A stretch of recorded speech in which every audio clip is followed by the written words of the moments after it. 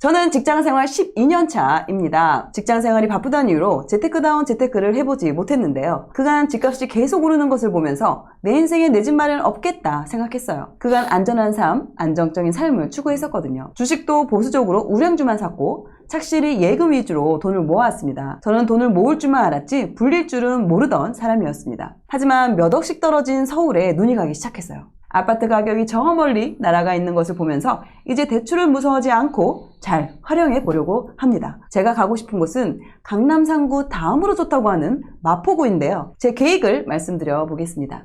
제가 가진 돈 1억 5천만 원, 주택담보대출 6억, 신용대출 1억, 월세보증금 5천만 원, 9억 정도의 이렇게 아파트를 알아보고 있는데요. 제 생각에는 충분히 가능할 것 같습니다. 집을 사도 괜찮을까요? 어쩌면 제가 영끌의 주인공이 되는 건 아닐까요? 성실하게 살아온 꼬마 신랑에게 한 가정을 책임질 수 있는 힘과 용기 부탁드립니다. 이 고민은 이 사연자뿐만 아니라 실제 지금 이 방송을 보고 계시는 모든 분들이 궁금해 하실 것 같아요. 지금 내 집 마련해도 괜찮은 건지 더 떨어질 때까지 기다려야 되는지 이 부분에 대해서 되게 궁금해 할 텐데 네, 어떻게 생각하시나요? 서울에 지금 적게는 2억, 많게는 5억, 6억이 떨어졌으니까 기회가 왔으니까 내가 잡아야겠다라고 생각하시는 분들이 되게 많을 텐데 굉장히 큰 실수를 하실 것 같아가지고 한번 이 사연을 선정해 봤고 지금 서울시장은 어떤 단지는 굉장히 많이 하락해 있고요. 하락했다가 회복을 했고 하락을 하지도 않은 그런 단지들도 있거든요. 이분 같은 경우에 고르신 단지가 3개를 골랐거든요. 근데 그 중에 하나는 괜찮고 2개는 안 좋아요. 그러니까 이런 상황이라 이거죠. 시청자분도 아마 2-3개 돈으로 골라왔을 때 그 중에 뭐 하나는 싸고 2개는 비싼데 그런 거를 내가 어떻게 가를 수 있을 만한 기준이 없잖아요, 우리가. 그런 기준을 이 방송을 통해서 좀 가져가시면 좋을 것 같고 답변만 간략하게 말씀드리면 해도 된다. 아주 잘 골라서 라고 말씀드리면 될 것 같아요. 꿈의 동네 네, 마포구의 집을 알아보고 있습니다. 8, 9억대 아파트를 좀 보고 있는데요. 7억 정도 대출을 받으려고 하는데 이게 지금 저한테는 영끌일까요? 가계부를 한번 좀 체크를 해볼게요. 왜냐면 대출을 많이 받더라도 내가 소득이 많아서 충분히 월 원리금을 상환할 수 있는 그런 수준이 된다라면은 대출을 많이 받아도 상관이 없을 테니까 일단은 보유하고 있는 자산 같은 경우는 2억 6천 정도 되는 것 같은데요. 외벌이신 상황이고 월 소득 520만원 가지고 있고요. 현재 대출이자는 35만원 정도, 총 지출을 보면은 320만원 정도, 적금은 200만원 정도. 그러면 지금 상황에서 봤을 때는 이자까지 뭐 포함시킨다 하더라도 이제 월원리금을 쓸 수 있는 게 235만원인데 대출을 7억 정도 받으시는데 과연 이게 가능할까? 라는 생각이 좀 드는 것 같습니다. 1년에 저축 금액이 한 2,500 정도 되시는 분인 거죠. 그래서 저희가 보통 예산을 저축해서 한 60%를 원리금을 기준으로 잡아서 하라고 말씀을 좀 드리고 있기 때문에 200에서 뭐 60% 정도 하게 되면은 100, 뭐 30에서 150, 뭐 그 사이가 나올 거고 그 정도 사이라고 한다고 하면 조건마다 다르겠습니다만은 뭐 한 3억? 일반 대출로는 그럴 것 같고요. 요즘에 많은 또 분들이 하시는 신생아 이런 걸로 하면 5억 정도를 받으셔도 조금 낮게 130 내외로 한 달 이자가 나오지 않을까라는 생각이 들어서요. 일단 이분한테 솔루션을 드릴 장소는 영등포구이기 때문에 영등포구를 간략하게 지역 분석을 하고 통화 연결을 하도록 하겠습니다. 마포구가 아닌 영등포구인 이유가 있나요? 이분은 마포구 가고 싶어 하는데? 그렇죠. 이분이 소개해드리진 않았지만 마포구나 성동구를 상급지라고 인식을 하신 것 같아요. 서울의 상급지는 뭐냐? 한강의 면에 있는 곳을 저희가 대부분 상급지라고 하고 있고 여기가 마포구도 한강의 면에 있고 성동구도 한강의 면에 있기 때문에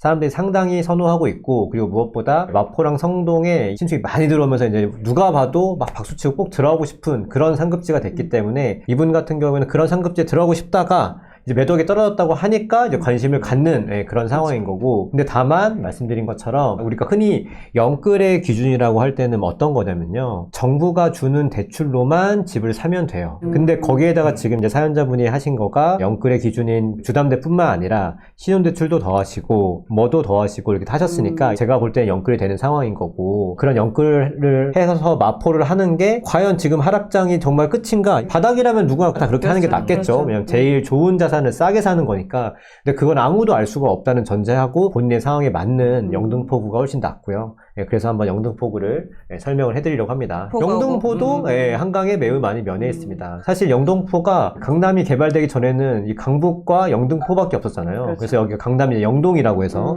영동대교도 있고 그런 시기가 있었던 것만큼 이쪽이 굉장히 옛날부터 번화했던 지역이고, 반대로 얘기하면 옛날에 개발됐기 때문에 굉장히 노후화되어 있고 정리가 되어 있지가 않습니다. 그래서 여러분들이 사실 영등포 하면은 좋은 느낌을 받으시는 않으세요. 여의도를 이제 먼저 그렇죠. 생각하다 그렇죠. 보니까 맞아요. 너무 좋지라는 이제 생각을 많이 가지죠. 여의도는 특히나 저희 부모님 세대들이 굉장히 좋아하는 곳이고, 여의도에서 제일 좋은 아파트가 요 3부입니다. 3부. 보시면 대장단지예요. 동과 돈 사이 있죠. 요 거리가 넓거든요. 구축 대장의 특징 중에 하나가 될 수 있을 것 같고, 3부 같은 경우에는 굉장히 비쌉니다. 지금 20억이 넘어갑니다. 전세는 5억이 안 돼요. 확실히 그 재건축 사이클에 들어갔다. 그렇죠. 그리고 최근에 또 재건축이 되게 각광을 받고 있잖아요. 정부가 밀어준다 이렇게 얘기하니까. 그래서 가격이 굉장히 비싸다. 그렇게 해서 여의도가 가장 상급지, 영등포에서. 두 번째로 당산이 있습니다. 삼성 레미안이 대장이에요. 이게 더블 역세권이어서 상당히 좋고 15억 9천 정도, 전세가 한 8억 5천 정도 하거든요. 그리고 이제 그 다음 지역이 신길 뉴타운이 있습니다. 다 신축이에요. 뉴타운이라는 곳이 사람들이 굉장히 좋아하는 이유가 아주 깨끗하게 돼 있으니까 사람들이 굉장히 좋아하고 있고, 여기 지금 에스티면 14억대 정도 하고 있습니다. 그래서 정리를 하게 되면 아까 3부는 한 20억이 넘고 여기는 한 16억이고 신길은 여기 한 14억대다. 근데 제가 여기서 이번에 말씀드릴 지역은 당산에 보면은 여기는 굉장히 좋지만 이런 밑에들의 아파트 단지가 있어요. 이런데 굉장히 가성비 단지들이 있습니다. 싸게는 7억대에서 8억, 9억까지 단지도 되게 많거든요. 그리고 요쪽도 아파트 단지가 한 7억에서 9억도 있고, 아니면 내가 조금 돈이 모자르다라고 하면 여기에도 있습니다. 진짜 싼 건 한 6억대도 있고요. 여기가 왜 좋냐? 여기가 진짜 좋아서라기보다는 땅이 굉장히 좋고 2호선을 타게 되면 강남까지 30분이 안 돼서 도착을 하기 때문에 상당히 입지가 좋다고 볼 수 있습니다. 그래서 저는 이 지역을 좋아하기도 하고요. 아까 말씀드린 대로 이게 뉴타운이라는 지역이 여기가 되고, 동작구 말씀해 드리면서 이쪽 뉴타운이 개발될 거라 말씀드렸는데 향후에는 이제 점점점 이쪽으로 좀 오지 않을까. 물론 다다음 사이클이겠지만 유망하다, 땅이 좋다, 그렇게 생각을 해주시면 될 것 같아요. 안녕하세요. 네네. 그 사연 읽어주신 거 내용 중에 잘못 전달이 된 것 같아서 다시 좀 설명을 드려야 될 것 같은데요. 9억이라는 금액을 설정한 이유가 제가 그래도 솔직히 조금 저는 부담되는 금액이라고는 생각을 했어요, 처음에. 주담대 시중은행으로 기준으로 45년 원리금 균등으로 따졌을 때 한 235만 원 정도 나오더라고요. 신용대출이라고 써놨던 부분은 사실 이거는 가족한테 빌릴 예정이고. 맞아요. 네. 그 꼬마 신랑님, 그래서 저도 이거를 보면서 수학적으로 계산하셔가지고 크게 무리되지 않게 세팅을 하셨다. 충분히 할 수 있는 생각이다 라는 생각이 들었거든요. 왜냐면 주담대를 받아가지고 월세를 주면서 이렇게 사시겠다는 생각을 하신 거잖아요. 네네. 결국 내가 이 아파트를 보유하는 대가로서 월에 한 130 정도를 내면 내가 이 아파트를 가질 수 있겠다라고 해서 이 계획을 세우신 거잖아요. 예, 맞아요. 그래서 저도 이거 신박한데? 이런 생각을? 라는 생각을 하긴 했어요. 근데 이제 저는 이제 투자를 하는 사람이니까 한 채를 갖더라도 혹시나 이게 잘 안 됐을 때까지 생각을 하게 되면 이게 위험할 수도 있겠다라는 생각이 들어가지고 아주 좋은 방법이었다. 하지만 더 좋은 방법이 있지롱 라는 거를 말씀해 드리려고 솔루션을 준비했습니다. 이 가족대출이라는 게요, 상승장도 겪고 하락장도 겪었잖아요. 상승장 때는 이 좋은 걸 나만 알면 안 되지, 가족도 알려줘야겠다 하거든요. 근데 이게 올라갈 때는 좋은데 혹시나 잘 안 되잖아요. 가족이니까 뭐 어떻게 말도 못하고, 그렇다고 해도 뭐 달랄 수도 없고 되게 애매해지더라고요. 그래서 저는 가급적이면 사실 투자할 때는 내가 모은 돈으로만 혹은 책임질 수 있는 돈으로만 하는 게 제 투자 원칙 중에 하나여서 바람직하진 않다라는 게 첫 번째고요. 두 번째는 마포라는 지역이 3개의 단지를 뽑아주셨는데 그 중에 하나는 단지는 싼 것 같은데 2개는 싸지가 않았고, 싸다고 하더라도 아주 많이 싸다라고 보기 어려웠습니다. 왜냐하면 마포가 지금 다른 지역에 비해서 전세도 되게 없고요. 전세가 없다는 건 집주인분들도 세입자한테 돌려줄 돈이 있는데 전세가 많이 깔려있으면 막 집주인들이 급하니까 가격을 내릴 수도 있잖아요. 전세든 매매든. 그런 상황이 아니어서 내려오지가 않았어요. 그래서 지금 마포는 아주 싸진 않아요. 그래서 이 두 가지 관점. 첫 번째는 아이디어는 좋았지만 가족까지 땡겨서 하는 거는 투자의 기본 원칙으로서 좋지 않다. 두 번째는 마포 가격이 싸지 않다. 어때요? 좀 이해가 되세요? 네, 이해됐어요. 좋아요. 그러면 제가 생각한 솔루션을 말씀을 좀 드릴게요. 와이프분이 그 임신 중이라고 하셨는데 맞으실까요? 네, 맞아요. 갖고 계신 돈이 한 2억 중반대죠? 네, 지금 전세 보증금 들어가 있는 것까지 해서 맞아요. 제가 말씀드릴 건 신생아 대출을 낀 매수인데요. 2억 6천 정도의 예산이 있고 신생아 대출 5억을 하게 되면 7억 후반 정도가 될 것 같아요. 약 8억 정도 예산 앞뒤 내외로 해서 저 같으면은 영등포구의 상급 중급지 이상의 지역을 24평을 전 매수를 할 것 같아요. 사실 영등포구로는 생각을 못 해봤었어요. 왜요? 신생아 특례를 제외하고선 생각하게 된 계기가 실거주 하고 있는 데가 여기가 굉장히 싸고 부부 입장에선 여기서 살아야 될 조건이 조금 더 있긴 하거든요. 양가 부모님이 이 근처에 같이 살고 계세요. 도움도 받을 수 있고 이러다 보니까 투자하려고 하는 그 아파트는 투자의 계획을 가지고선 만약에 내가 상황 때문에 다른 곳에 거주를 하지 못한다 라고 하는 거는 그럴 수 있을 것 같아요. 근데 저는 이제 두 가지인 것 같아요. 첫 번째는 제가 지금 말씀드리는 대로 하게 되면 아파트를 한 채 사실 수도 있고요. 네. 시간이 지나면 한 채 더 사실 수도 있어요. 무리하지 않게 하면요. 근데 주담대를 많이 끼고 신용대출 끼고 월세 세팅을 하게 되면 그 다음에 이 다음 한 채 더 사는 게 되게 어려워지는 상황이거든요. 네. 왜 그러냐면 영등포구를 샀어요. 실거주해서 들어갑니다. 그러면 집값 8억 중에 5억의 신생아 대출을 꼈고 원리금이 낮잖아요. 원리금을 갚으면서 만약에 내가 맞벌이까지 하면서 그렇게 더 자산을 쌓아 나가면 저축을 꽤 할 수 있거든요. 그러면 2년에서 4년이 지나면 그 추천드린 아파트들은 대부분 전세가 5억이 넘어갈 거예요. 왜냐면 지금 이미 5억이니까요. 그렇게 되면 신생아를 다 전세를 내주면서 나올 수 있잖아요. 네. 그럼 오히려 돈이 남을 거예요. 돈 남는 거랑 거기에 대해서 또 이자를 이자조로 해서 반전세에 들어갈 수 있거든요. 추가 투자를 할 수 있는 여건이 만들어질 수 있어요. 감당 가능한 아파트를 사면. 그렇게 하지 않고 내가 지금 내가 가질 수 있는 거 이빠이 해서 그거 이자를 갚다가 내가 추가 저축이 되지 않고 그 추가 저축이 되지 않으면 진짜 그 다음 상승장이 오기 직전에 정말 가격이 쌀 때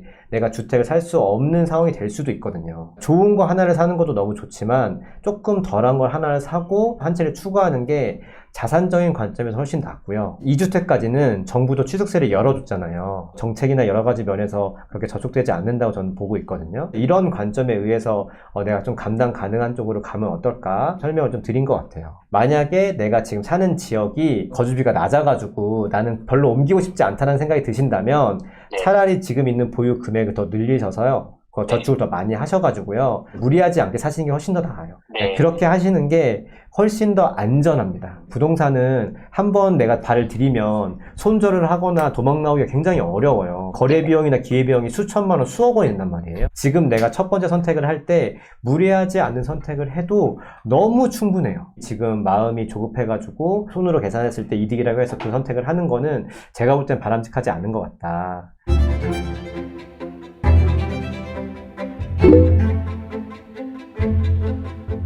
아이가 이제 곧 태어날 거 생각하니까 좀 더 안정적이고 좀 더 좋은 환경에서 준비된 그런 아빠가 되고 싶은 마음은 충분히 이해가 되지만 그럴수록 투자적으로나 이제 자산을 불릴 때 좀 접근하는 방식이 기회도 보지만 리스크적인 부분을 먼저 저희가 판단을 하거든요. 첫 번째는 시장의 리스크고요. 가격이 떨어질 수도 있어요. 떨어지다가 또 금방 오르겠지? 라는 생각을 했는데 이게 몇 년 동안 떨어지게 되면 버텨나가는 게 쉽지가 않거든요. 금리가 또 물론 이제 지금 바로 오른다라는 그런 이야기는 없지만 또 상황이라는 걸 모르기 때문에 주담대 부담이 더 늘어날 수도 있는 부분이 생길 수가 있죠. 두 번째는 이제 재정적인 리스크도 한번 생각을 해보셔야 될 것 같아요. 소득이 아무 일 없이 회사를 잘 다니고 하면 너무나 좋지만 줄어들 수 있는 상황도 보셔야 되고 본인의 돈만 있는 게 아니라 그 가족의 돈까지 지금 같이 가져가셔야 되는데 그럼 그분의 재정 상황도 우리가 계속 체크를 해야 돼. 돈을 빌려주신 그분의 가정 상황이나 재정 상황이 안 좋게 되면 당연히 돈을 좀 조기 상환해야 되는 그런 상황이 올 수도 있어요. 마지막으로 세 번째가 월세 리스크예요. 공실이 나면은 부담감이 늘어나는 부분 그리고 월세가 떨어질 수 있는 그런 상황이 될 수도 있겠죠. 갑자기 주변에 공급이 막 이렇게 들어온다던가 세 가지 그런 리스크가 있는데 꼬마 신랑님이 기회에 초점을 맞춰서